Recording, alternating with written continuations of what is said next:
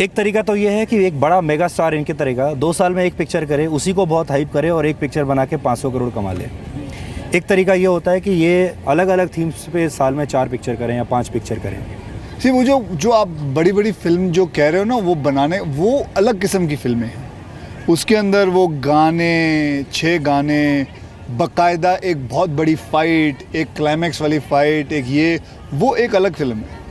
ये फ़िल्म जो है, मैं आपको बताऊं, जब मैंने स्पेशल 26 की थी, आप अगर उसका हिसाब ही लगा लीजिए, स्पेशल 26 की थी, उसका बिज़नेस हुआ था करीबन 80 करोड़। फिर हमने बेबी की, ठीक है, उसका हुआ था 95 करोड़। अच्छा, उसके बीच में मैंने की थी हॉलिडे। अब वो एक फुल गाने शाने, ये फाइट वगैरह, ये सब, उसका हो गया था बिजनेस 125 करोड़।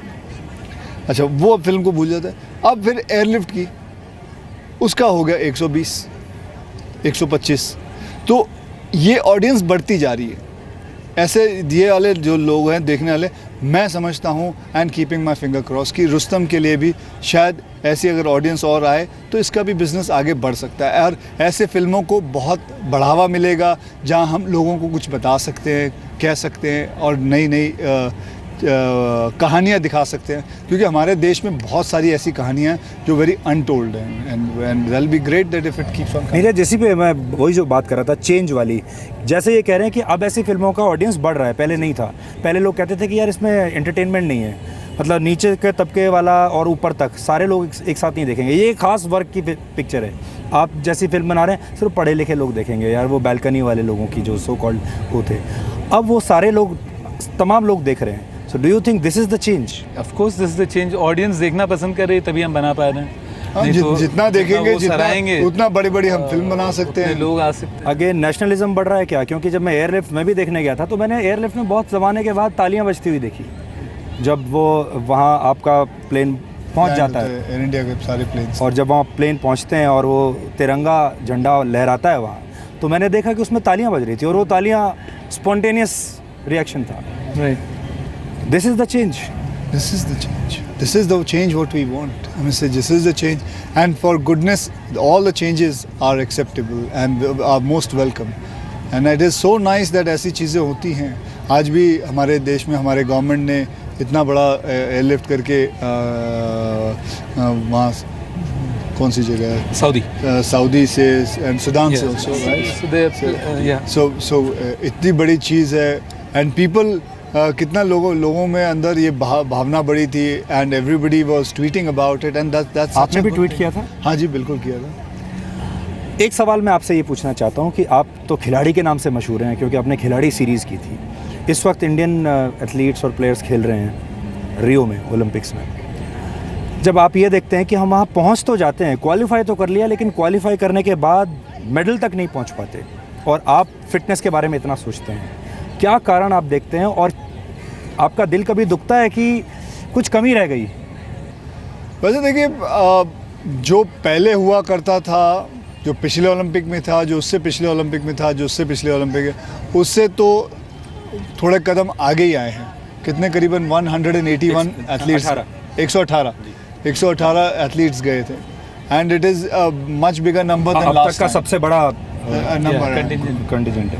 यस, मैं तो अभी भी यही कहूँगा कि इसमें से 5-5, 10-10 एथलीट एक बड़ी बड़ी कंपनियाँ अपने अंदर ले लें, उनको अपने ताबे में करें और उनको सहारे, मतलब उनको पाले पोसे, उनको बड़ा करें, उनके परिवार का भी पूरा ध्यान रखें।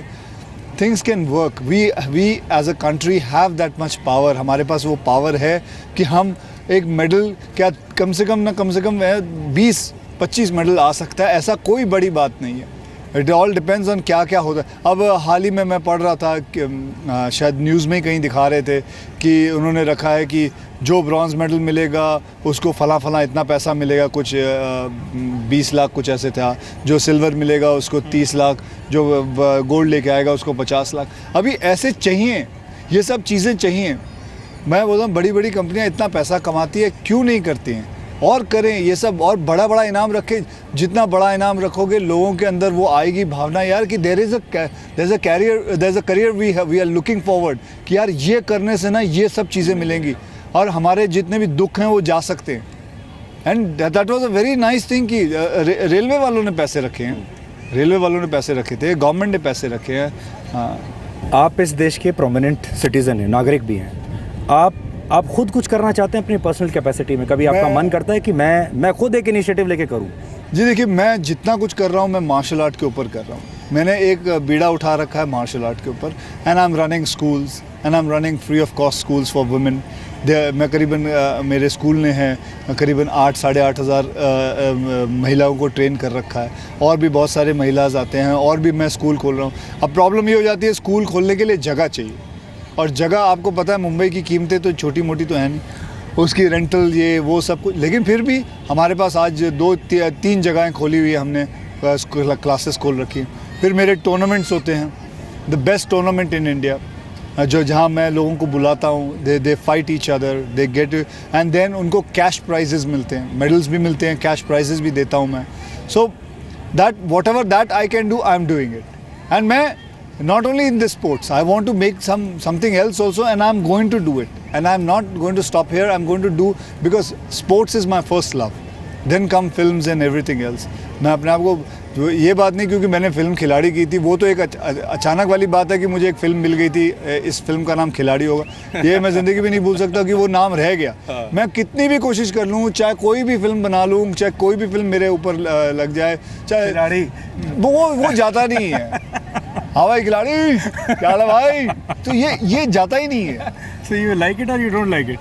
ये मैं कोशिश कर रहा हूँ कि और भी तो नाम है, और भी तो नाम है।